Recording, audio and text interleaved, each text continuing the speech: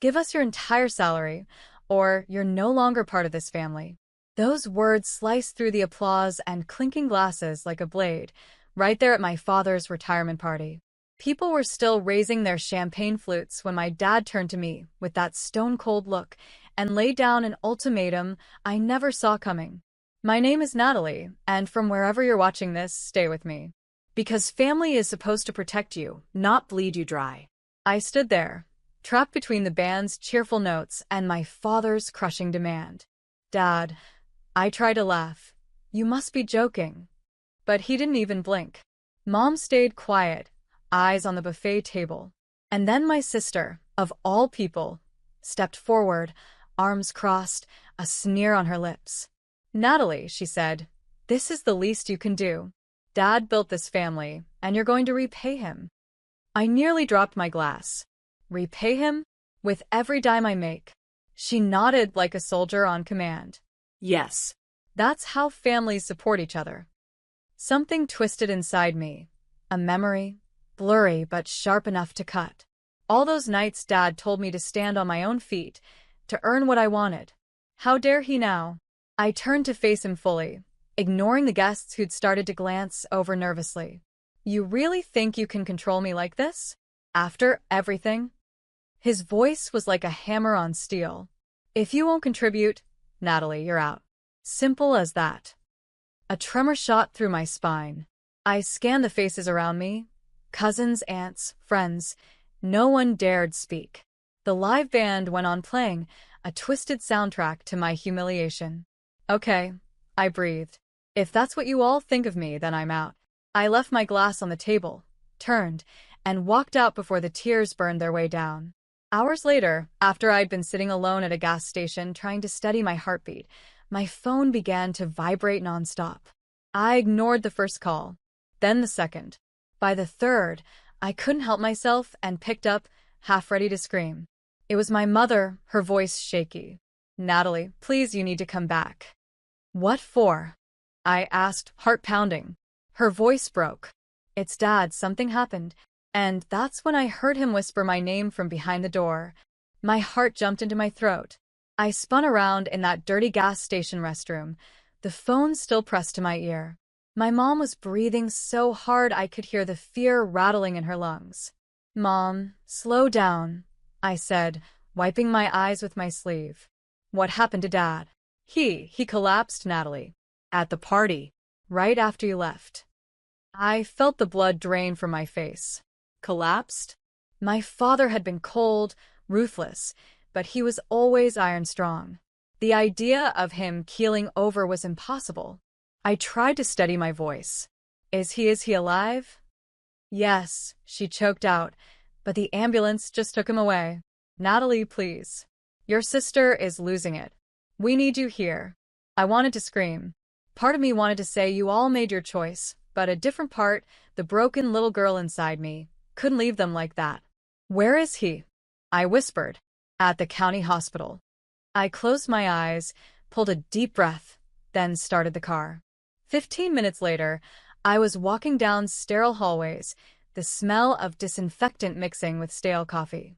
My sister, Brooke, sat outside an emergency room, mascara streaking her cheeks.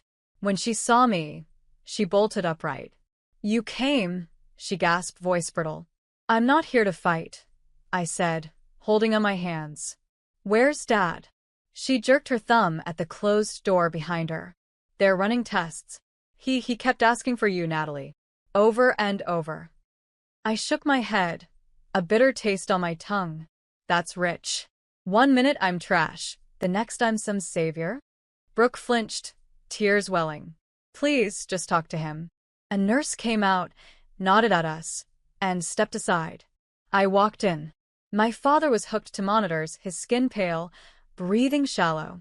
It was like someone had ripped the steel from his bones. His eyes fluttered open. Natalie, he croaked, so quiet I barely heard. Dad, I whispered, coming closer, every muscle tense. His hand trembled as he reached for mine. I'm sorry, he rasped. I pushed too hard. I swallowed, not sure what to believe. Why would you do that to me? He looked away, shame twisting his face. Because I thought I was protecting our legacy by stealing my entire paycheck? His eyes closed, pained. I didn't see it like that. I was wrong. I wanted to scream, to hit him, to shake him until he saw the truth. But all I could do was stand there, empty and tired. The machines beeped, steady and cold, while the night felt heavy on my shoulders. And that's when I heard him whisper my name from behind the door. Natalie.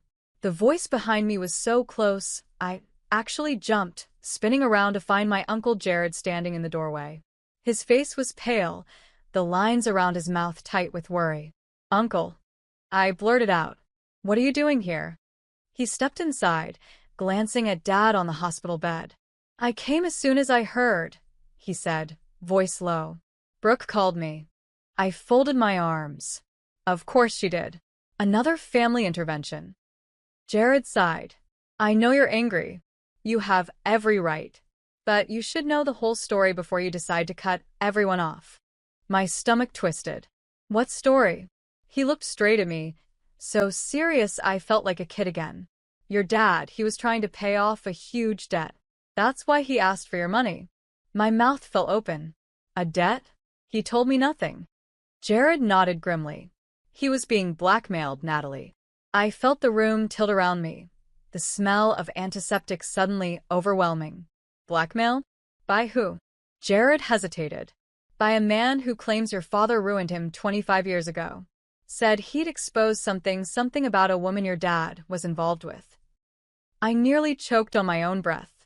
"What woman? Dad cheated on Mom?" Jared swallowed hard. "It's complicated. I shouldn't even be the one telling you this." My mind was spinning, 1,000 ugly possibilities slicing through my thoughts. So, what? He'd rather bleed me dry than confess to Mom? Jared winced. He was desperate to protect the family name. "It doesn't make it right, Natalie. But that's the truth." I looked back at Dad, still fragile and wired to machines. Everything I'd believed was collapsing. My father, the Iron Giant, being blackmailed over an affair? I could barely breathe. Why didn't he just tell me? Why did he have to destroy me instead? Jared placed a hand on my shoulder. "Because your father has never known how to ask for help. He only knows how to command it." My hands curled into fists. I'm supposed to save him from his own damn mistakes? Again? Jared didn't answer. The silence was heavy, thick. I heard the monitor beep steadily behind me, the air too still, the weight of every lie pressing into my ribs. And that's when I heard him whisper my name from behind the door. "Natalie." This time it was Brooke, her voice cracking as she stepped inside the room. Her eyes were swollen from crying, and when she saw Uncle Jared, she flinched like a guilty child. Can I talk to you?" she asked me, barely above a whisper. I nodded, following her out into the hallway. The fluorescent lights made everything look uglier, more exposed. Brooke wiped her face with trembling fingers. "I know you hate me right now," she started, "but you have to understand why I backed Dad up." I crossed my arms. "Try me." She took a shaky breath. "I'm pregnant, Natalie." My head snapped back, my brain trying to process. "What? Since when?" 3 months, she said, tears spilling. "And Dad promised he'd help with the baby, but only if I stood by him." I didn't want to lose that. I just stared at her, disbelief burning a hole in my chest. "So you threw me under the bus to save yourself?" Brooke's shoulders collapsed. "I'm sorry. I was terrified. You know how he is. I thought if I did what he wanted, he'd protect me." I felt sick. All those lectures from Dad about family loyalty, and the second it served them, they twisted it like a knife. Brooke reached for my hand, but I pulled away. "You know what that did to me? You know how small he made me feel." "I do," she sobbed. "I do. That's why I need your help now. Please, Natalie. Help us fix this. We can't let that man blackmail him anymore." "Us." I snapped. "Since when are we a team again?" Brooke crumbled. I know I don't deserve it. But this is bigger than us.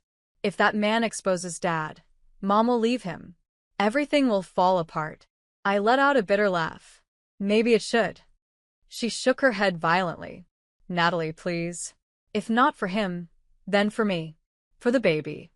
I stared at my sister, watching her break in front of me. Part of me wanted to turn away and let the whole mess burn. Another part, the same soft, forgiving peace that had kept me alive all these years, couldn't do it. Fine. I spat, voice low. But don't think for a second I'm doing this for him. She nodded, a fragile smile fighting through the tears. And that's when I heard him whisper my name from behind the door. Natalie. Dad's voice again, weak but clearer than before, called to me through the crack of the hospital room door. I stepped back inside, feeling every nerve in my body coil. He tried to sit up, wires tugging at his skin. I heard you talking with Brooke, he rasped. I crossed my arms. Yeah, well, turns out your precious golden child sold me out to protect her own hide. He winced. Don't say that about your sister. She was scared. I laughed, bitter and sharp. Scared? Dad, you threatened to disown me if I didn't hand over every paycheck for the rest of my life. That's not family, that's a hostage negotiation. He looked away, shame crawling up his face. I was desperate. Desperate enough to ruin me? I shot back. God, do you even hear yourself? He reached for me, his hand trembling. Natalie, I was wrong. I see that now. But I can't fix it alone. A wave of rage rolled through me, crashing against every good memory I had of him. Then tell me everything, I demanded. No more secrets. No more guilt trips. Who is this blackmailer? What are they holding over you? Dad's mouth worked, struggling to form the words. Finally, he whispered. His name is Marcus. I used to work with him years ago. I stole from him. My jaw went slack. You what? I was young, he stammered. Your mother was pregnant with you. We had no money, and he trusted me with a loan, but I never paid it back. Then I covered it up. Years later, he found me again. I nearly collapsed from the shock. Dad, are you kidding me? You built our entire family on stolen money. Tears flooded his eyes. I try to make it right. I swear. But Marcus threatened to expose everything. He wants it all repaid with interest. That's why I cut him off, seething. So, you decided to take from me instead. His shoulders crumbled under the weight of his guilt. I'm sorry, Natalie. I was trying to protect you from all this. I stared at him, disgust battling pity inside me. No, you weren't protecting me. You were protecting yourself. The beeping of his monitor grew louder as my words sank in, heavy and final. And that's when I heard him whisper my name from behind the door.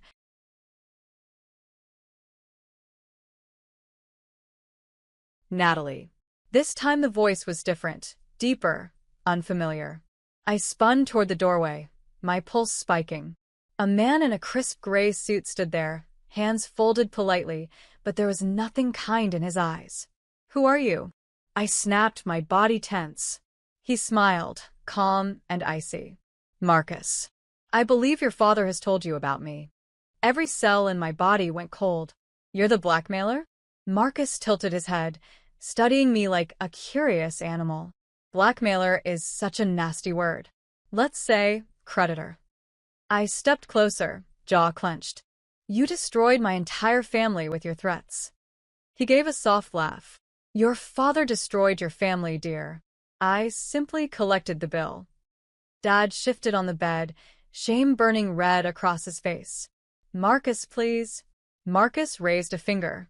Don't waste what little dignity you have left. Then he turned back to me. Natalie, I hear you're quite successful. $5,600 a month, plus bonuses. Impressive. My stomach churned. How the hell do you know that? Marcus's grin widened. I make it my business to know. I shook my head, rage buzzing through every nerve. You're not getting a cent from me. He stepped forward, so close I could smell the mint on his breath. If I don't get what I'm owed, your mother learns everything.